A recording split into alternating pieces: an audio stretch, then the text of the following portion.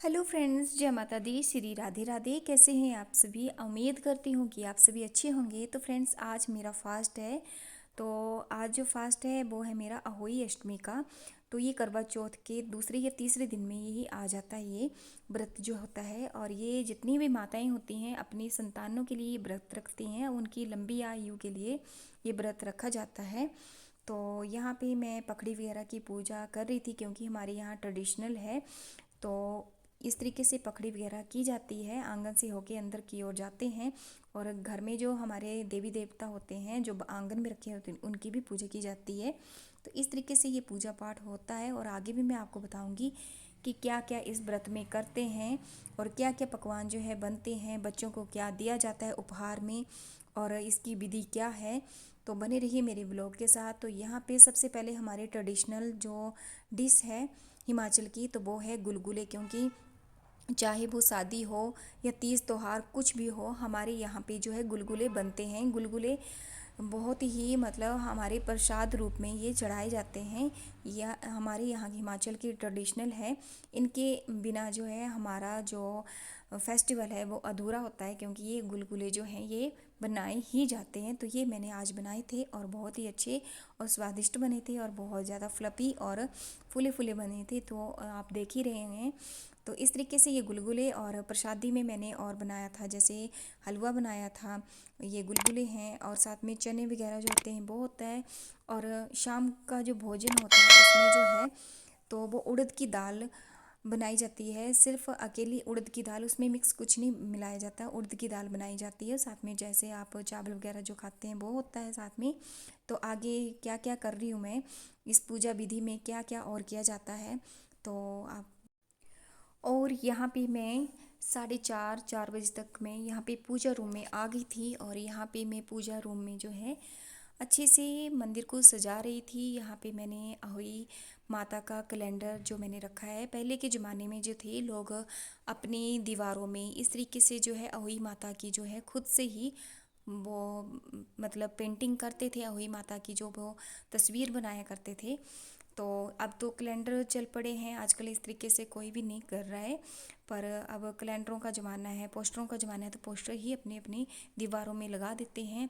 और साथ में ये देखिए मैंने रखा है गन्ना, क्योंकि गन्ने की भी पूजा होती है। पर मुझे ये नहीं पता क्यों होती है, पर ये गन्ना वगैरह भी रखा जाता है। और जगह में जो है मूली वगैरह भी रखते हैं, बहुत कुछ रखते हैं। पर मैं सिंपल ही करती हूँ जिस तरीके से मुझे बताया गया है। और शुरू से जिस तरीके से करते हैं वैसे ही फिर करना पड़ता है। और यहाँ पे मैंने होई अष्टमी जो माता का कैलेंडर है इसमें मैंने फूल माला की ये माला बनाई है, वो मैंने माता जी को अर्पित की है। और साथ में ये देखिए ये है मेरी पूजा की थाली। तो सबसे ज़्यादा आपको महत्व मैंने पहले भी बताया था करवा चौथ के दिन भी कि ज़्यादातर महत्व जो है दुर्गा को ही दिया जाता है। तो यहाँ पे मैंने साथ साथ ये जो गुछियाँ जो हैं ये मैंने बना रखी हैं दुर्गा की। तो इस तरीके जो है ये सारी सामग्री तैयार की जाती है। और सबसे पहले ये देखिए ये चने वगैरह हैं सारे, मतलब जो भी चीज़ें हमने चढ़ानी हैं तो ये मंदिर में मैंने रख ली हैं। और यहाँ पे मैंने गणपति जी की भी पूजा कर ली थी। उसके बाद जो है ये मैंने अहोई माता की पूजा करनी शुरू कर दी थी। तो उसके बाद जो है ये पूजा करने के बाद जो है फिर कथा भी की जाती है। तो अहोई माता की जो कथा होती है वो भी पढ़ी जाती है। तो यहाँ पे जो है बारी बारी यहाँ पे दुर्गा के जो हमने गुछियाँ बनाई होती हैं वो रखते हैं साथ साथ करके। तो जैसे 7 गुछियाँ होगी हमारी दुर्गा की, और साथ ही हम ये जो गुलगुले बनाए हैं ये चढ़ाएंगे, साथ ही फूल चढ़ाएंगे। और पीली दाल होती है चने की, वो भी साथ ही दाने रखेंगे। इस तरीके से हम जो हैं ये पूजा करते हैं। और ये जो साथ में जो आपको छोटी सी टोकरी दिख रही है तो इसमें इसको बोलते हैं प्याई। मतलब हमारे यहाँ पे मिट्टी की प्याई बनाई जाती है।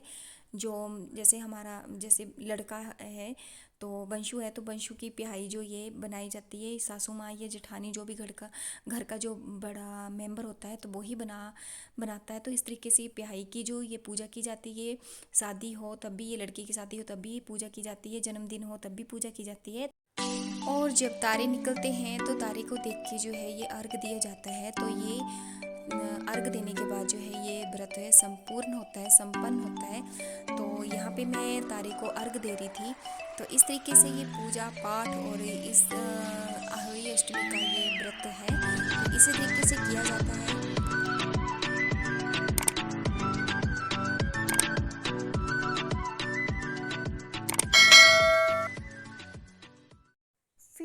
पाठ करने के बाद जो है बच्चों को जैसे नए बर्तन में मिष्ठान जो भोजन जो बनाया होता है वो दिया जाता है, नए कपड़े दिए जाते हैं बच्चों को। तो ये वंशु ने जो कपड़े पहने ये नए मैं लेके आई थी और वंशु के लिए मैं बहुत सुंदर सी एक थाली लेके आई थी, कटोरी थी, चम्मच था और गिलास था। उसमें मैंने वंशु के लिए जो बनाया था, मैंने थोड़ा बहुत जो भी बनाया था तो ये मैं दे रही थी और वंशु था बहुत ज़्यादा खुश। और इसको मैं बोल रही थी अच्छे से पढ़ना, अच्छे से लिखना और ऐसे बच्चों का व्रत किया जाता है। तो आप सभी माताएं बहनें करती होंगी तो मुझे कमेंट सेक्शन में लिख के ज़रूर बताना कि अहोई अष्टमी का व्रत कौन कौन करती हैं।